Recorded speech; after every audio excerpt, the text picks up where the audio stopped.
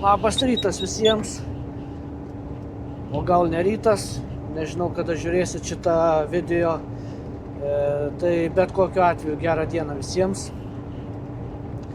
Mindaugas sveikinasi iš savo darbo kabineto, valdiško darbo kabineto. Iki pirmo įsikrovimo turiu valandą, apie valandėlę tiesaus lygaus kelio, tai nusprendžiau padaryti antros savaitės apžvalgą. Jau praėjo dvi savaitės, kaip darau šitą eksperimentą ir visą kitą. Tai norėčiau aptarti šiame video, ką pavyko pasiekti per antrą savaitę. Truputėlį apie mitybą, savijautą, pojūčius ir taip toliau. Tai žodžiu, pirmiausia, rezultatai. Krūtinė biškutį padidėjusi, liemens ploniausia vieta išliko nepasikeitusi, kaip ir pirmą savaitę, rodmenys tie patys. Pilvas žemiau bambos sumažėjo pusę cemo, kas džiugina.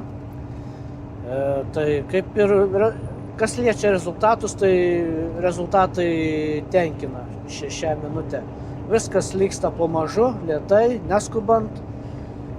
Matosi pokyčiai į mažesnę pusę, bent jau kol kas, nes taip ir galvojau, kad tai bus, nes pirmą, antrą savaitę organizmas adaptuojasi, valosi ir taip toliau. O dažniausiai po antros savaitės jau bus galima spręsti konkrečiai, kaip organizmas reaguoja į dabartinę mano mitybą ir panašiai, ir ką reikia keisti. Tai būtų tiek apie rezultatus. Kas liečia mitybą. Mityba kol kas išliko panaši kaip ir pirmą savaitę. Šiai minutei mano tikslas yra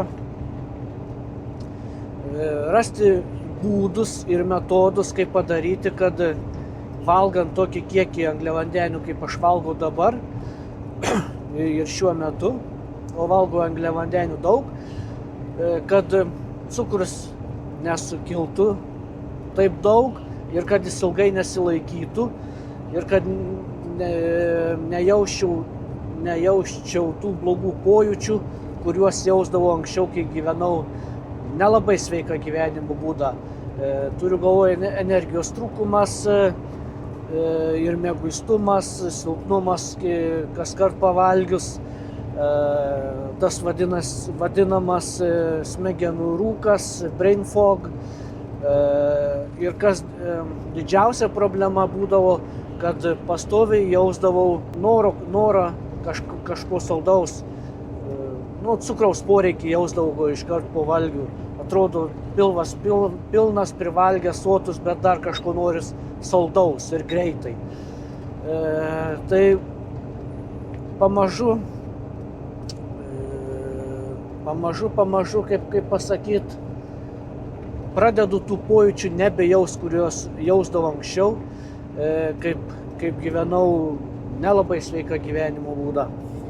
Tai kol kas mityba tenkina, stengiuosi surinkti reikiamą angliavandenių, baltymų ir riebalų kiekį, kurį esu pasiskaičiavęs